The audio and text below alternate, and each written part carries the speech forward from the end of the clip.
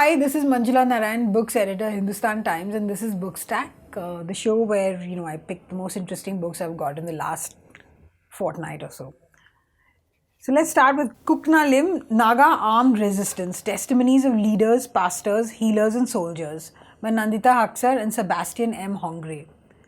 So, in this first of its kind book, two veteran human rights activists bring us the story of the Naga national movement told from the inside.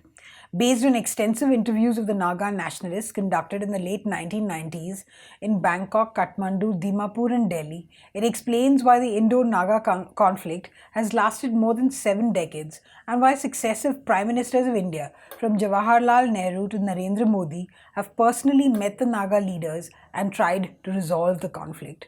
In Kuknalim, leaders and members of 10 Naga tribes spread across India and Myanmar, men and women belonging to 2 generations, speak directly to the reader about their childhood experiences, reasons for joining the armed struggle, and their personal triumphs and tragedies.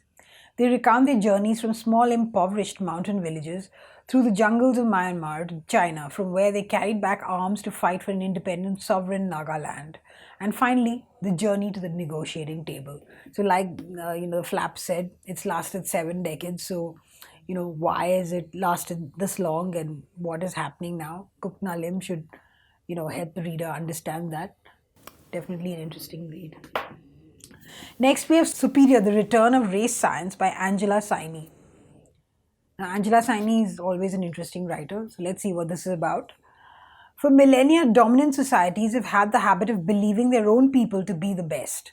The more powerful they became, the more power begins to be framed as natural as well as cultural.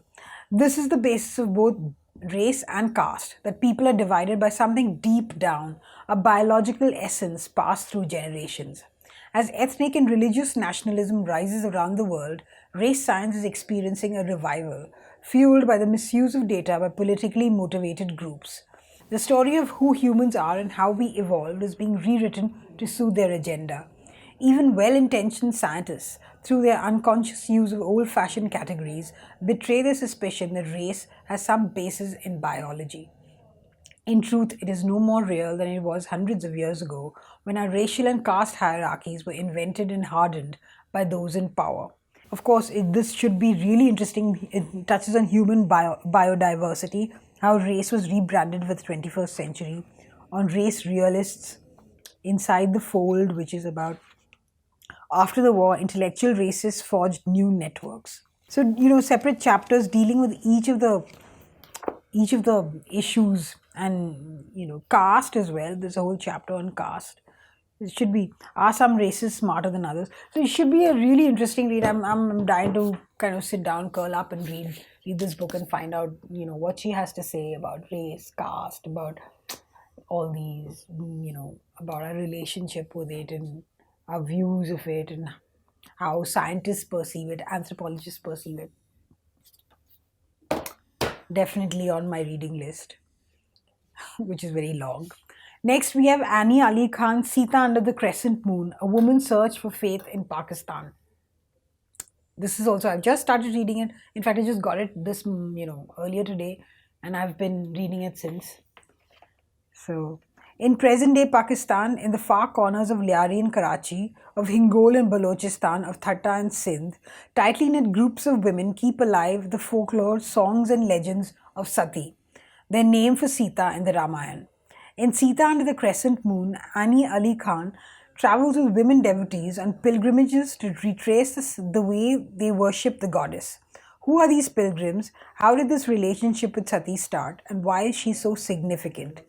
Even while narrating the stories and experiences of the pilgrims, Sita Under the Crescent Moon shows how worship has changed mindsets and altered many mores of the land.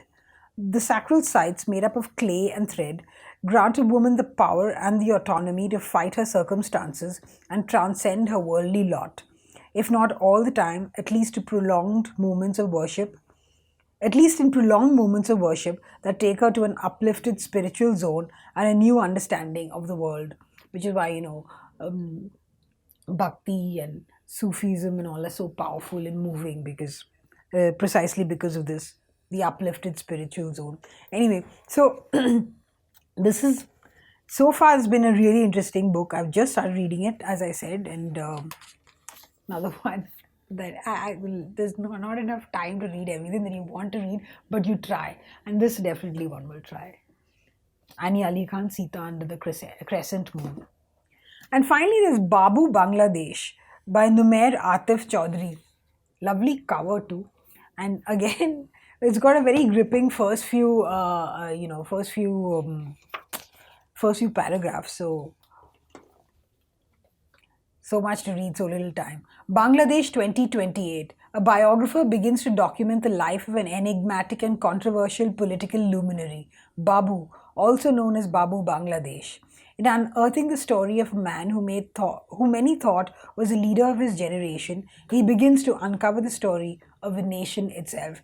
Now, we Indian readers often pay a lot of attention to what's emerging from Pakistan, fiction from Pakistan, but Bangladesh is also, though I mean most of its writing is available to readers of Bengali and then in translation, but also writing in English that's emerging from there is really very interesting. Shad Hussein's I think Gin City last year was really nice, and now we have this very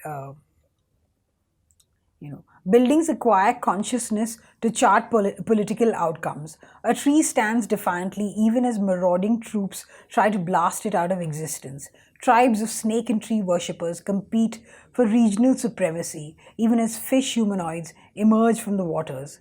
Flitting between fantasy and reality, maneuvering through the rainforest swamps of Bangladesh with as much ease as the immigrant colonies of New York, blurring the boundaries between myth, history, and truth.